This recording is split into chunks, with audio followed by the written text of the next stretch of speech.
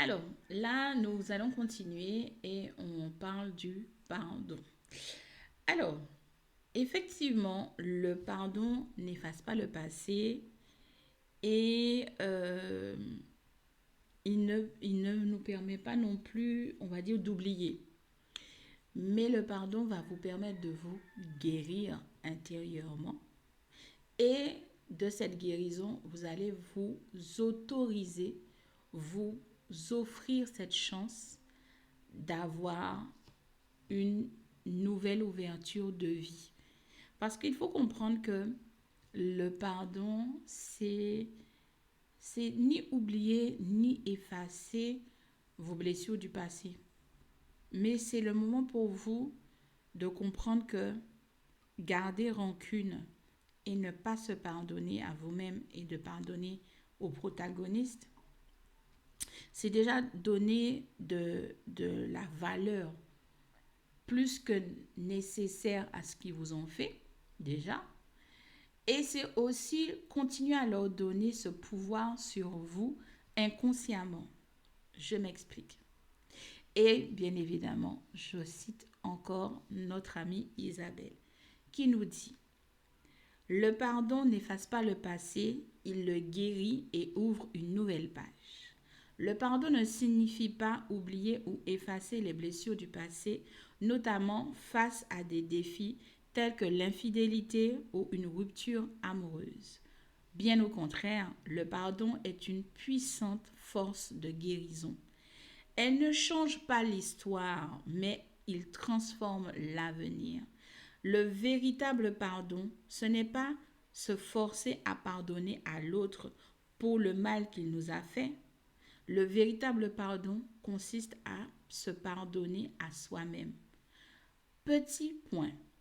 Parce que nous ne pouvions pas faire autrement au moment où nous avons laissé l'autre nous blesser, nous avons fait avec la conscience et les possibilités du moment. Et je suis totalement en exactitude avec elle. Nous prenons des décisions en conséquence des options que nous avons eues à ce moment-là.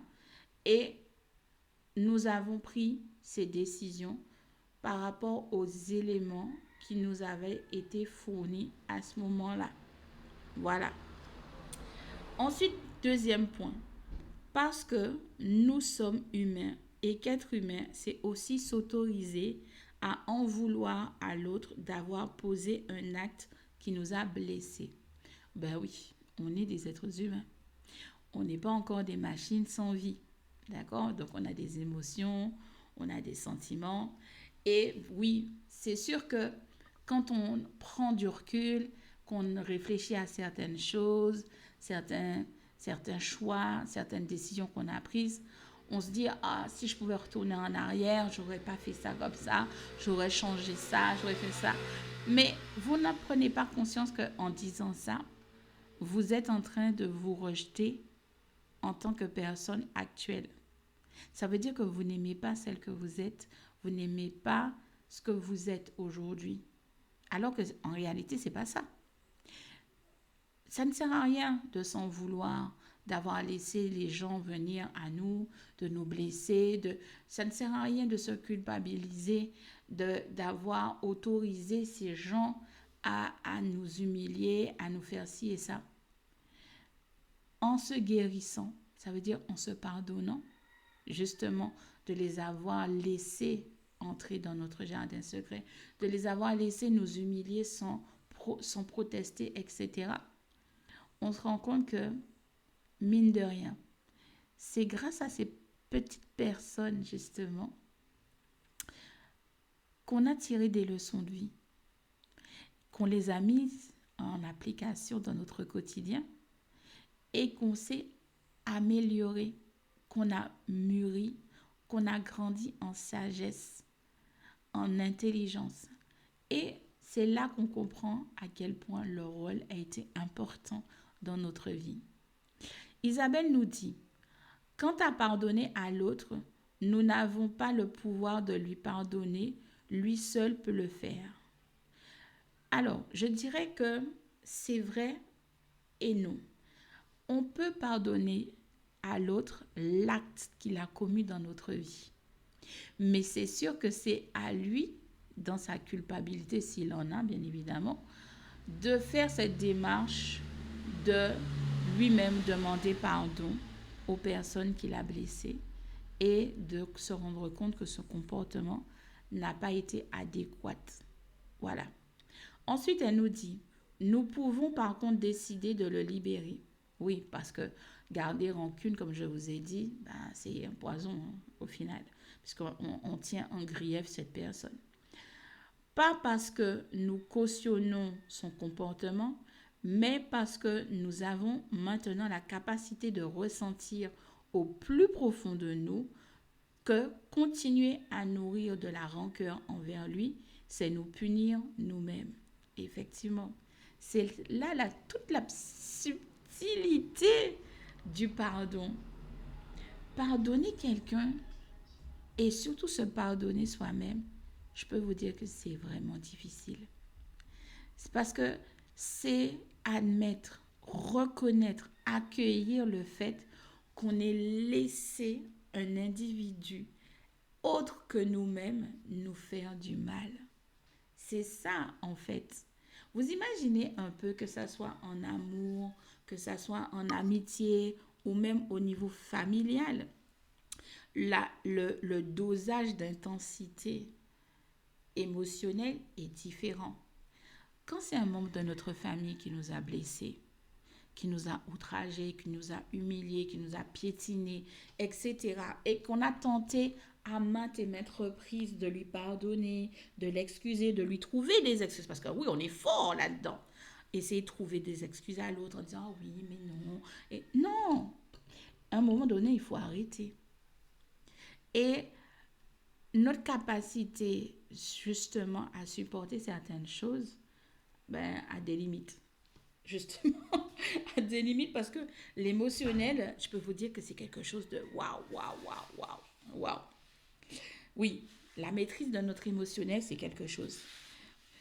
Et je peux vous dire que le pardon, quand on vient à venir faire cette démarche de pardon pour nous-mêmes, c'est qu'on a pris conscience que on en vaut bien plus la peine que de garder rancœur envers des gens qui, en fait, eux-mêmes n'ont rien compris à la vie.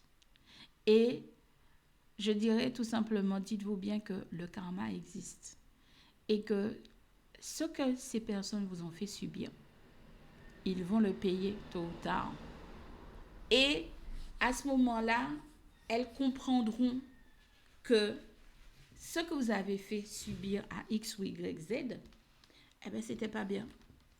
Puisque vous avez le revers de la médaille et vous en payez les conséquences. Ensuite, elle nous dit, en nous pardonnant, nous choisissons de permettre à la douleur du passé d'être libérée et ainsi, elle ne dirige plus notre présent ou notre avenir. Oui, parce que rester dans la rancune, c'est ne pas avancer au final. Parce que tu ne te libères pas de ton passé. Tu traînes ton passé comme un boulet, comme un prisonnier. Parce que tu es prisonnier de ton passé. Libère-toi de ton passé. Fais table rase. Tu n'oublieras pas tout de suite. Tu vois, ça prendra du temps. Dans le sens que quand tu vas te rappeler de toutes ces expériences, tu n'auras pas cette douleur. Tu auras tout simplement compris les choses. Et quand tu repenseras à ça, tu auras le sourire aux lèvres en te disant « Waouh, j'aurais dû le faire il y a bien longtemps, ça. » D'oser me pardonner, de travailler sur ce pardon, sur ce lâcher-prise de mon passé qui m'empoisonnait la vie au final. Et une fois que j'ai compris que ça m'empoisonne la vie, j'ai décidé de lâcher sur tout ça, d'accepter en fait les faits. Parce qu'on ne peut pas changer ce qui est ancré, ce qui a été acté. Mais on peut changer l'énergie qui en a découlé. Tu as été triste, alors transforme cette tristesse en joie. Tu as été humilié, transforme cette humiliation en confiance en soi, en estime de toi-même. C'est ça le pardon. C'est une transformation transcendante, profonde de son être tout entier. Quand on pardonne, on se pardonne vraiment. C'est une chose que je dis souvent. On perd 40 kilos. Pour ceux et celles qui ont fait l'armée, vous voyez, on nous donne un pactage de 30 à 40 kilos à porter sur nos épaules, sur combien de kilomètres. Vous vous rappelez la sensation que ça fait quand on vient à déposer ce fameux pactage par terre? Eh bien, c'est ça, le pardon. Quand on finit par se pardonner sincèrement et qu'on prend le temps de comprendre le pourquoi du comment l'autre a agi ainsi, on finit par lui pardonner. Et on finit même parfois à avoir de la peine pour elle, pour eux. Parce que nous, on a pris conscience de certaines choses qu'elles n'ont toujours pas compris en fait. Et là, la joie se met en place en nous d'une manière indéfinissable. Ensuite, elle nous dit, pardonner, c'est ouvrir une nouvelle page. C'est offrir à notre cœur l'opportunité de guérir et de s'épanouir à nouveau. C'est reconnaître que malgré les épreuves, nous méritons de vivre des relations remplies de respect, d'amour propre et de bienveillance. Et c'est vrai.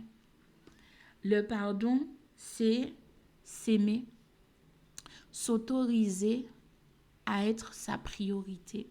Parce que oui, vous devez être votre priorité. L'autre ne doit jamais en aucun cas passer avant vous. Même vos enfants ne sont pas une priorité absolue. Vous êtes la priorité absolue. Je dirais toujours ça aux parents. Si vous, en tant que parent, vous n'avez pas un équilibre mental, un équilibre émotionnel, ça va se refléter sur vos enfants.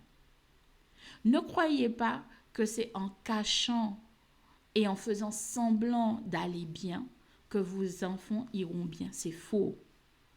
Si vous êtes mal, vos enfants seront mal. Parce que c'est une question d'équilibre, d'énergie, de vibration.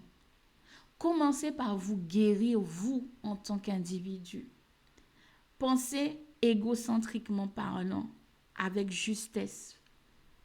Pensez à vous en premier lieu. Guérissez-vous de votre passé. Libérez-vous de toute cette pression, de tout ce poison. Purifiez-vous, purifiez votre corps, votre âme, votre esprit. Dites adieu à un passé douloureux que vous trémalez encore et encore et encore et vous vous posez la question, mais pourquoi ça ne fonctionne pas dans ma vie? Pourquoi mes relations sont ceci? Mais jamais vous vous remettez en question et que vous vous dites, ah ouais, mais peut-être que c'est parce que je garde ça au fond de moi, il faudrait peut-être que je m'en libère. Parce que vous êtes dans l'orgueil mal placé, dans l'orgueil malsain. Mais du moment où vous faites tomber ces barrières d'orgueil et tout, et que vous prenez place dans votre bonté, dans votre bienveillance, dans votre amour propre, tout devient clair au final. Et c'est là que la sérénité et la paix s'installent en vous. Votre enfant intérieur vous glorifie, vous remercie infiniment pour ça. Et ça se voit parce que vous rayonnez, vous brillez de mille feux. Vous voyez des gens sourire, rire à longueur de temps. Mais lorsque vous regardez bien, lorsque vous écoutez bien ces gens, ils souffrent en réalité. Ils ne sont pas réellement en paix avec eux-mêmes. Et en fait, ici, il faut comprendre que le pardon, c'est créer son sanctuaire intérieur. C'est créer cette paix en nous.